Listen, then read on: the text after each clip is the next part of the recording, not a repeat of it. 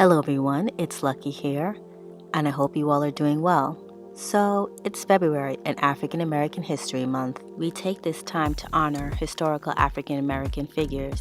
Today, I'd like to focus on the late Dr. Martin Luther King, who was a minister and activist in the early 1960s who wanted to stop the racism and segregation in America.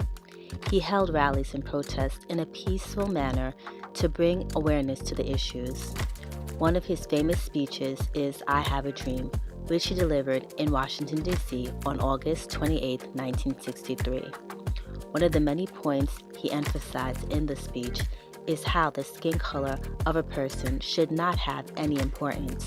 What is important is the content of an individual's heart. Today, our family deals with the differences in people and looking at the heart of a person as opposed to the color of their skin.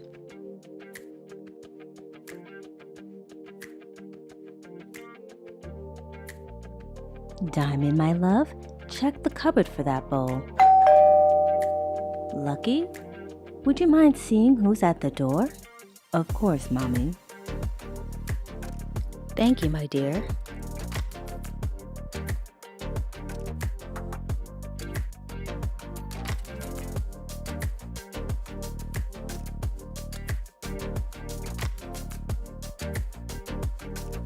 Hello, how can I help you? Hello, my name is Naomi Barker. Me and my family just moved in a few doors down, and I just wanted to introduce myself. Nice to meet you, Naomi. I'm Lucky. Lucky, who's at the door, my lovely? It's our new neighbor, Naomi. Is it okay to invite her in? Yes, Bring her to the kitchen. My hands are deep into this dough. follow me, Miss Naomi.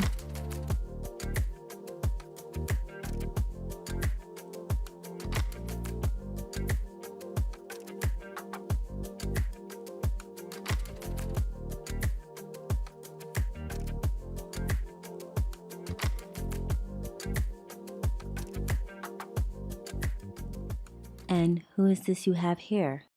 This is my daughter, Nefertiti, but we call her Neffy for short. Say hi, Neffy. Hello. How cute. You're going to make a good friend with Spike. What a strong and beautiful name, Neffy. I'm Sandra, by the way, and these are my daughters, Lucky and Diamond. Nice to meet you, ladies, and I'm Naomi Barker. My family and I moved into the house a few doors down, and I just wanted to take the time to introduce myself to all the neighbors. And thank you for the lovely letter you left us welcoming us to the neighborhood. I'm glad you received it. I brought you and your family this fruit basket to thank you for the lovely warm welcome. Thank you, Naomi. That's so thoughtful of you. Yes, the Saunders old house. What a beautiful home. You're going to love making memories there. Well, it's a pleasure to welcome you to the neighborhood. Who is this little guy you have here? This is our son, Tim Jr., but we call him Timmy. He is 4 months old, and one of the main reasons we moved to the suburbs for a bigger place. What a cutie pie. It's really nice to see a young family move into the neighborhood. Actually, we are having a party tomorrow night. You and your family are invited. Other families from the neighborhood will be here too, so it'll be a nice way for you to meet more people in the community. That would be wonderful. Thanks for the invitation, Sandra. Of course. The party starts around 3, but we'll be going all night. Oh, and you're welcome to invite a friend or two. I want to make sure you're comfortable. Oh, how thoughtful of you, Sandra, and thank you. I'll be sure to be here with me and my family, and maybe a friend. Would it be all right if I bring some cookies for dessert? Absolutely. The kids will definitely love some sweets. Hello, Mommy. Who is this? Hello, Spike. This is Miss Naomi, her daughter Neffy, and son Timmy. Say hello, Spike. Hello, Miss Naomi. Hello, Timmy, and hi, Neffy. I've seen you before at Sunday school, right? Oh, yeah, that's right. Hi, Spike. Is this your mother, Neffy? You don't look anything like your mom. I look like my dad. What do you mean, I look like my mom? It's okay, Neffy. Spike, you see, Neffy is just a beautiful combination of both me and her father. I apologize, Naomi. These kids just say what's ever on their mind. It's okay. It happens often when you have mixed-race children. I have to expect it. All right, we must keep going and make our way to the rest of the neighbors. Thanks again for being so welcoming, and we will surely see you tomorrow at the party. Wonderful. I can't wait. Bye, Naomi. Bye, children, and we'll see you tomorrow. I'm confused. What's mixed race? Now, that's not going to be easy to explain. Okay, my love. It's when two people of different races come together and have a baby. Since the parents are of different races, the child ends up a combination of both parents' races. I think I understand, but I'm still a little confused. Okay, let me try to explain it to you, Spike.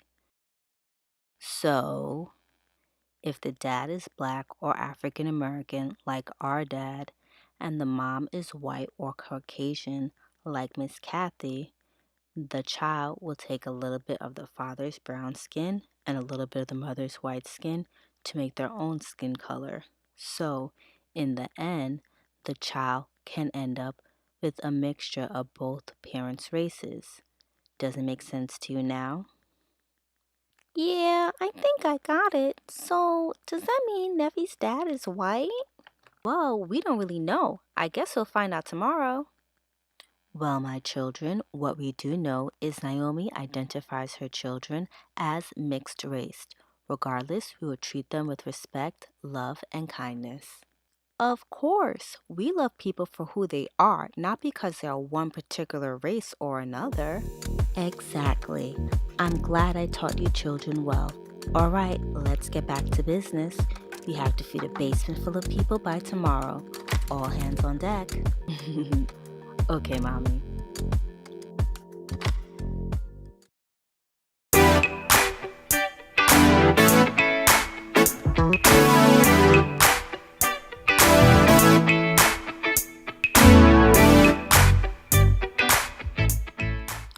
Hi, Naomi. I'm so glad you made it.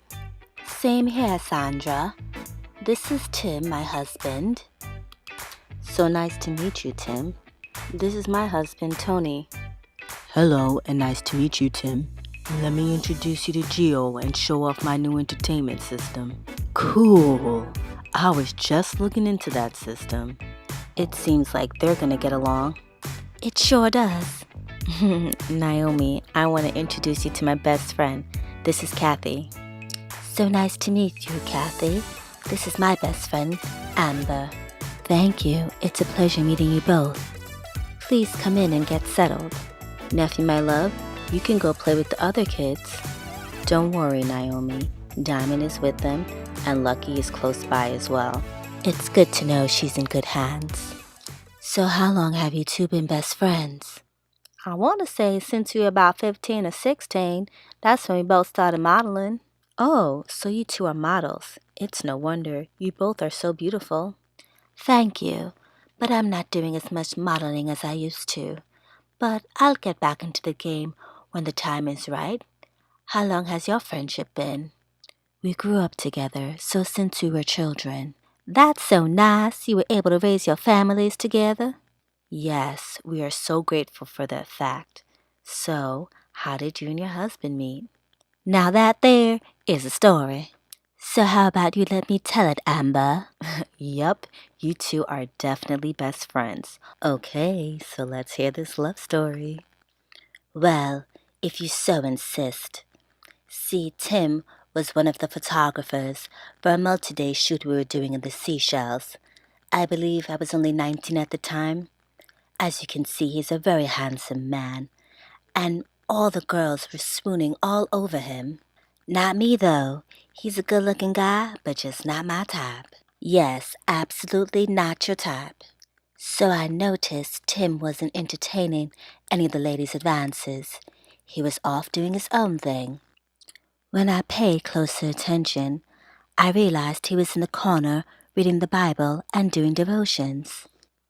I was utterly amazed. I never thought a man as handsome as Tim would have such a strong heart for Jesus, but I was very much intrigued. I'm telling you, there's nothing more attractive than a man of God. Precisely. So I felt we had something in common since I gave my life to the Lord when I was 17. We chatted and found how similarly our perspectives were. We built our friendship first, but it wasn't easy making the switch to a romantic relationship. What exactly was the issue? A lot of people couldn't handle us being different races at the time. They would say things like, "You should be with a handsome African American fellow and leave him alone." That's terrible. You have no idea. People were so mean, telling them that they should just remain friends. And if they did get together, it would hurt their careers. That is ridiculous. I'm glad we didn't listen to them. You're right, we didn't. We realized it didn't matter what our skin color was. What was important was that we were equal in our thinking and our love for the Lord. That was the central unifying factor in our union. We just let that commonality guide us in our relationship and now our marriage and our parenting. Well, I'm glad you didn't allow others to influence what God had for you. When two people are meant to be together, that is what's destined for them, regardless of what others may think. Okay, ladies, who wants to help me bring down the main course? I think these men and children are ready for some real food. Of course, I've always got your back, bestie. Amber, would you mind watching Timmy while I help these ladies? I'll watch this little guy any day, best friend.